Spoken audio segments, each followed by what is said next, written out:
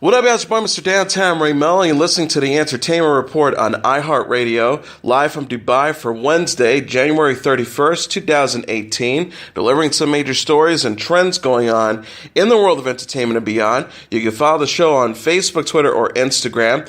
Facebook.com/The Entertainment Report with Ray Melo, that's RAYMELO, on Twitter at The Enter Report, or on Instagram at The Entertainment Report. You can listen to the show anytime you want on iHeartRadio. Just go to iHeart.com or your iHeart phone app, search for The Entertainment Report, and it'll take you to the page.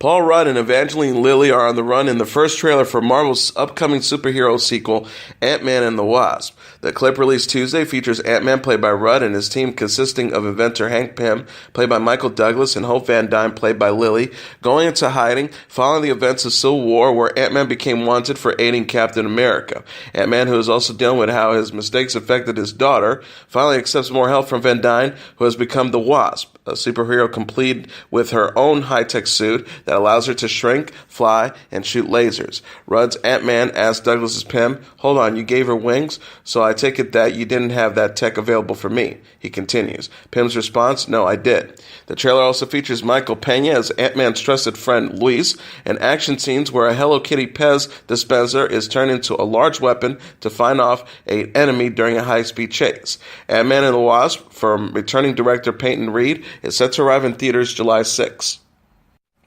Tom Hanks is set to portray late children's television personality Mr. Rogers in an upcoming biopic titled You Are My Friend. TriStar Pictures has acquired the rights to the film, which will be directed by a diary of a teenage girl, Marie Heller. Deadline reported. Production will begin in September. You Are My Friend is scripted by Mikhail Fitzgerald-Blue and Nora Harpster. The film is based on the real-life friendship between Mr. Rogers, real name Fred Rogers, and award-winning journalist Tom Juned, noted the Hollywood Reporter. Juned begrudgingly accepted an assignment to write a profile piece on Rogers and found his perspective on life transformed during the process. Rogers hosted Mr. Rogers' Neighborhood on PBS from 1968 to 2000. He died at the age of 74 in 2003 from stomach cancer. The series will celebrate its 50th anniversary in February. A documentary on the program from Focus Features titled Won't You Be My Neighbor recently premiered at the Sundance Film Festival. Clara Foy believes she is being held against her will inside a mental institution in the first trailer for the upcoming horror film Unsane. The clip released Monday features Foy dealing with a stalker who may or may not actually exist. Upon seeking medical help, Foy is then made a patient at a creepy mental institution where she feels trapped and held against her own will. Things get worse once Foy begins to once again see her stalker within the walls of an asylum, and she desperately looks for a way to escape. She says, "He's here, or maybe it's all in my head." Unsane from director Steven Soderbergh was shot entirely on iPhones. He said during a recent appearance at the Sundance Film Festival, "Anybody going to see this movie who has no idea of the backstory to the production will have no idea that this was shot on the phone. That's not part of the conceit." Unsane is set to arrive in theaters on March 23rd. Lupita Nyong'o turned heads in a warrior-inspired gown at the Black Panther premiere. The 34-year-old Kenyan-Mexican actress attended the movie's Los Angeles debut Monday at the Dolby Theater in Hollywood. Nyong'o stunned in a costume Versace gown in a rich shade of purple. The pleated dress featured a gold bullseye embellished with jewels that suggested dazzling armor. Nyong'o stylist Michaela Engerlanger told the Hollywood Reporter, "There's definitely a nod to her warrior character Nakia here without being customary. It's a really glamorous take on our vision, and it's very fierce, certainly." Dia Guerrero and Angela Bassett, who played Okoye and Ramona, respectively, also wore bright colors on the red carpet. Guerrero sported a pink one-shoulder Victor and Rolf dress, while Bassett chose a yellow Namian Khan jumpsuit. Black Panther costume designer Ruth E. Carter said of the colorful ensembles to USA Today, "I was hoping for this. All the award show I was watching on TV, I was like, oh, you wait until Black Panther's red carpet rolls around. It's a celebration." Black Panther is based on the Marvel Comics character of the same name. The movie co-stars Chadwick Boseman, Michael B. Jordan, and Martin Freeman, and opens in theaters February 16th. Hugh Jackman and Margot Robbie appear alongside other Hollywood stars from Australia in a new trailer for the mysterious Dundee project. Fully titled Dundee, the Son of a Legend Returns. The project was announced in January with the pair of trailers featuring Danny McBride as the son of Crocodile Dundee, who teams up with Chris Hemsworth to find his missing father. The new trailer, released Monday, features Jackman as the Prime Minister of Australia, who is shocked to find out that Crocodile Dundee has gone missing, while Robbie is seen getting into a bar fight. Ilsa Filcher, Ruby Rose, Liam Hemsworth, Jessica Mawboy, Luke Bracey, and Russell Crowe, seen portraying a villainous character, also makes appearances. The original Crocodile Dundee starred Paul Hogan and was released in 1986. The hit movie went on to spawn two sequels, Crocodile Dundee 2 and Crocodile Dundee in Los Angeles. Hogan has said he will be reprising his role in this new version. Australia's Brisbane Times reported that the Dundee project is part of an advertising campaign for Tourism Australia that will culminate in an ad played during the Super Bowl 52 on February 4th. And a related story, Chris Pratt prepares to star in a commercial for beer Michelob ULTRA in a new ad for Super Bowl 52. The clip released Monday features the Jurassic World and Guardians of the Galaxy star hitting the gym and lifting bottles of Michelob ULTRA as he completely commits himself to be the spokesperson role. Pratt also takes part in method acting for the commercial, as he is seen setting up a bar inside his house complete with a neon sign. The ad ends with Pratt surprised, however, to discover that he will simply just be an extra in the commercial. The actor will also be appearing in the second Super Bowl commercial for Michelob ULTRA alongside pro golfers Brooks Koepka, pro surfers Kelly Slater, and 2017 New York Marathon winner Shannen Flanagan. Pratt said on Instagram about why he has partnered with the beer brand, "These days I'm trying to stay in top shape for work, so when I see a beer I can't help but squint my eyes and imagine a treadmill, specifically how long I'll have to be on that treadmill to burn off the beer." He continues, Michelob ULTRA has only 95 calories and 2.6 grams of carbs, so I can run that off very easily, probably in like 10 seconds. I run 85 miles per hour, which really makes you wonder why I'm not playing in the Super Bowl instead of just doing a commercial that will air during the Super Bowl.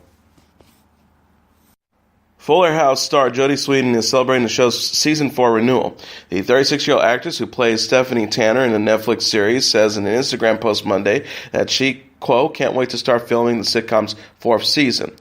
Sweetin captioned a photo of herself with co-stars Candace Cameron Bure and Andrea Barber, who played DJ Tanner and Kimmy Gibbler. Well, it's official. Season 4 of At Fuller House has been announced. She added, can't wait to get back to work with these lovely ladies at Candace C. Bure and Andrea Barber and the rest of the FH family ASAP, hashtag Fuller House, hashtag She's Wolfpack. Netflix confirmed on the Fuller House official Twitter the same day that the show will return for a 4th season this year. Fuller House is a spin-off sequel to the ABC series Full House, which had an 8-season run from 1987 to 1995. The new show focuses on adult DJ Tanner and her 3 sons, played by Michael Champion, Elias Harger, and Dashiell and Fox Missette.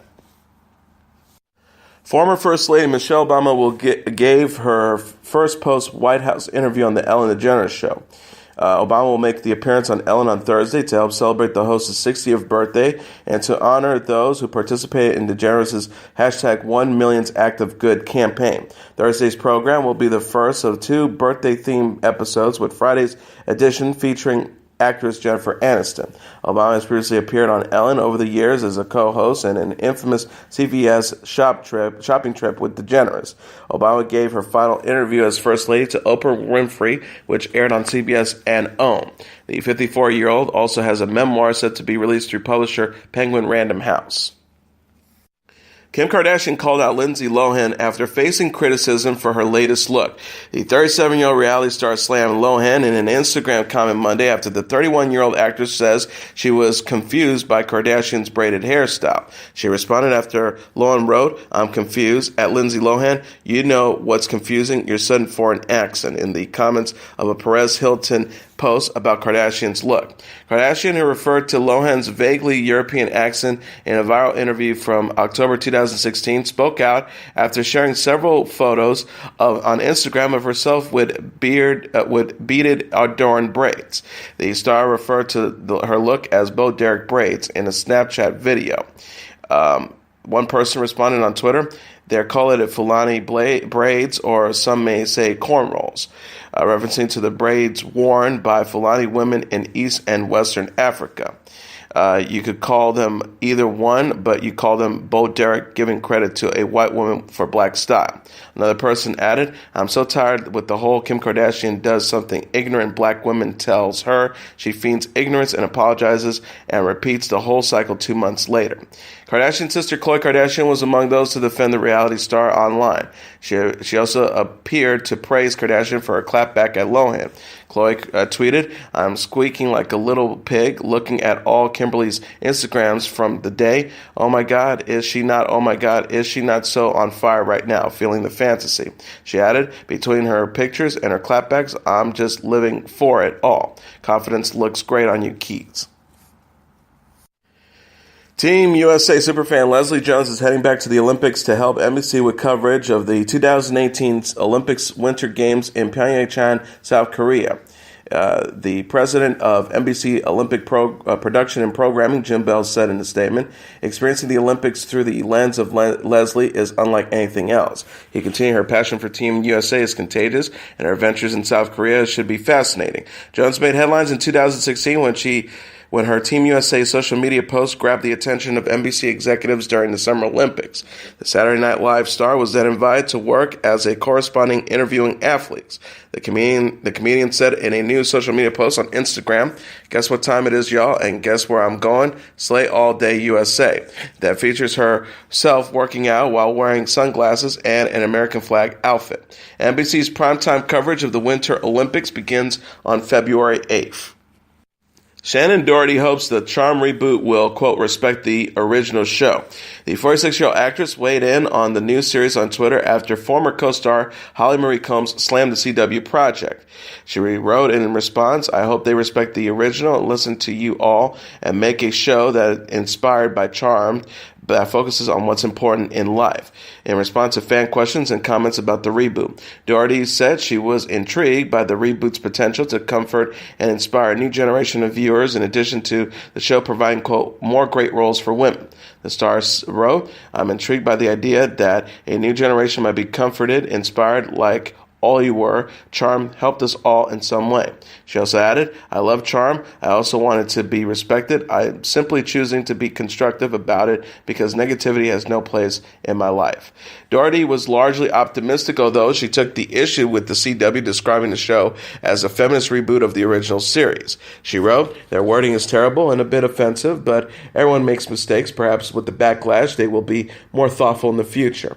The original Charm starred Doherty, Combs, Alyssa Milano as Sister Prue, Piper, and Phoebe Halliwell, while with Rose McGowan later joining the series as the trio's half-sister Paige Matthews. Combs criticized the reboot in a tweet last week. The actress wrote, here's the thing, unless you ask us to rewrite it like Brad Kern did weekly, don't ever think of capitalizing on hard work. Charm belongs to the four of us, our vast amount of writers, crews, and predominantly the fans. FYI, you will not fool them by owning a title stamp, so bye. Amber Rose is recovering after undergoing breast reduction surgery. The 34-year-old television personality updated fans in a series of Instagram stories videos Sunday after going from an H to a D cup. She says, hey guys, I am still in the house recovering from my breast reduction surgery. So I'm really just, letting my hair grow, letting my eyebrows grow out, trying to relax and rest and recover. Rose showed off her smaller chest in a white sports bra. She told her fans she's so excited to buy and wear new clothes in the wake of her surgery. The star said, look how much smaller they are. I really went down a lot. I don't know if you guys know, but I was a 36H. I was really, really big, and I think now I might actually just be a D cup, which is like really small for me. She added, I've been online shopping, getting cute little shirts and strapless things, and I'm just so excited to be able to wear an outfit. Rose had her breast reduction performed by Dr. Gar Fisher this month in Beverly Hills, California. Fisher said in an Instagram post on January 16th that Rose approached him after experiencing neck and back discomfort. He explained, like many women, she is plagued by neck and back discomfort because of her breast size. We will make them smaller, perkier, and beautiful. Rose is known for hosting the Amber Rose Show and has also appeared on Dancing with the Stars and America's Next Top Model. Glee alum Mark Salling died Tuesday of an apparent suicide at the age of 35. Salling's death of an apparent suicide was confirmed by the Los Angeles Police Department to Us Weekly. The actor's body was found near a riverbed in the Sunland Turjunga neighborhood of Los Angeles, the area where he lived, TMZ reported. His attorney, Michael Proctor, said to People magazine, "I can confirm that Mark Salling passed away early this morning. Mark was a gentle and loving person, a person of great creativity, who was doing his best to atone from some serious mistakes and errors of judgment. He is survived by his mother and father and his brother. The Salling family appreciates the support they have been receiving and asks for their privacy to be respected." Salling was awaiting sentence after he pleaded guilty to possession of child pornography in October. He faced 4 to 7 years in prison as part of a plea bargain.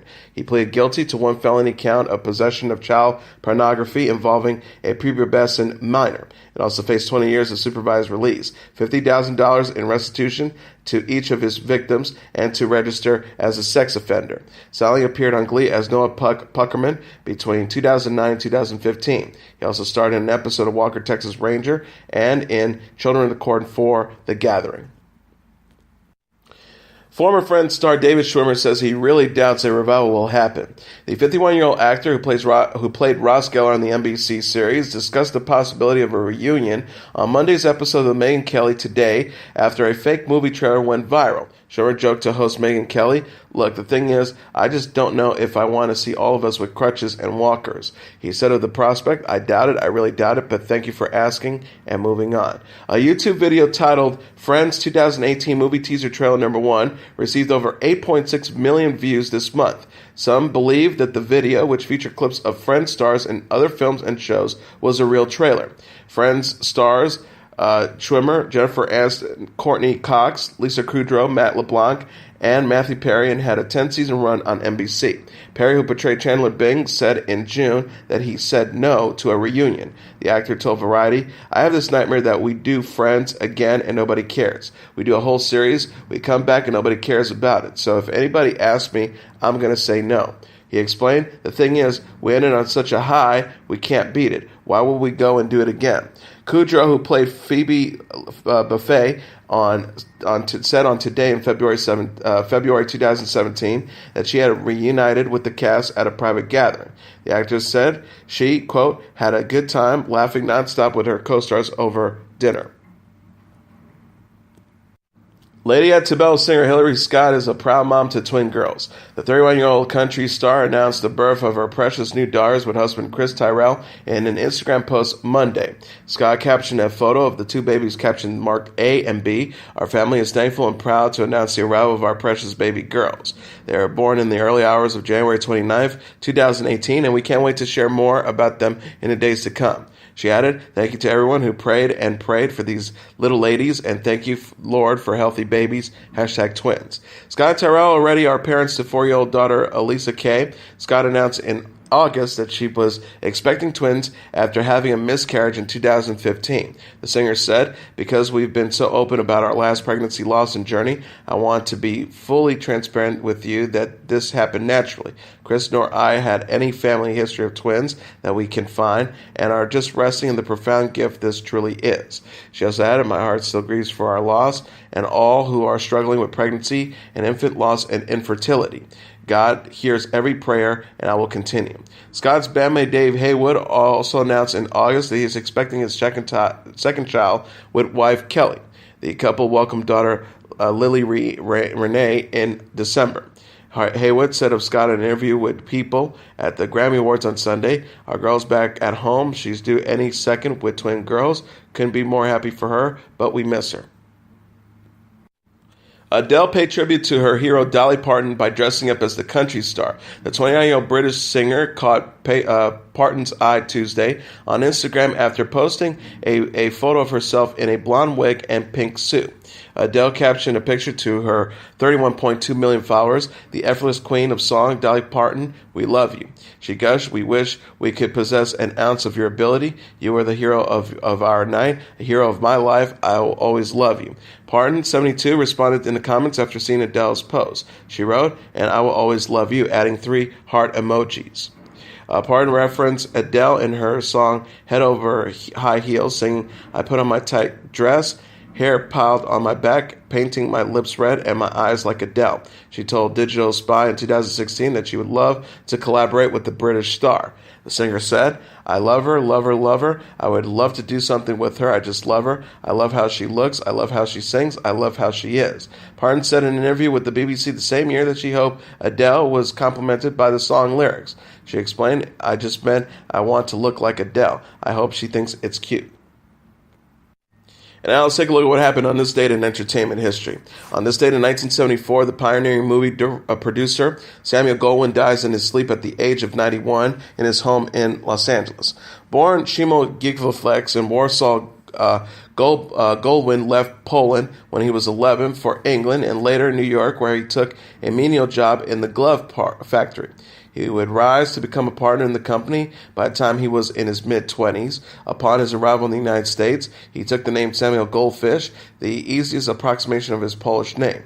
After marrying Blanche Lasky in 1910, he went into business several years later with her brother, the vaudeville producer Jesse Lasky, and they co-founded the Jesse Lasky Feature Play Company.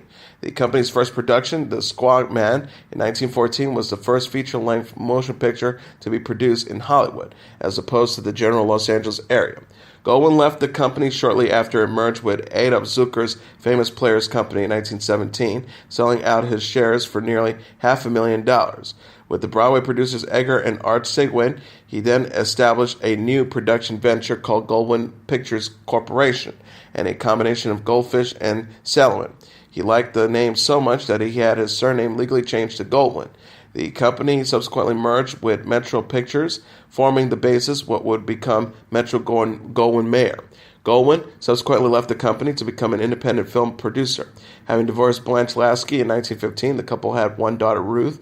Goldwyn married the actress Frances Howard in 1925. In 1926, he joined United Artists, a cooperative production company formed by Charlie Chaplin, among others, but left after a fallout with co-founder Mary Pickford in 1939. Because of Goldwyn's demanding nature and his unwillingness to work with anyone other than the most respected screenwriters, directors, actors, and other creative artists, his films earned a reputation as some of the finest in the business. His constant drive for perfection led him to dominate the production of his films to the degree that sometimes annoyed his employees, but almost invariably produced a better finished product.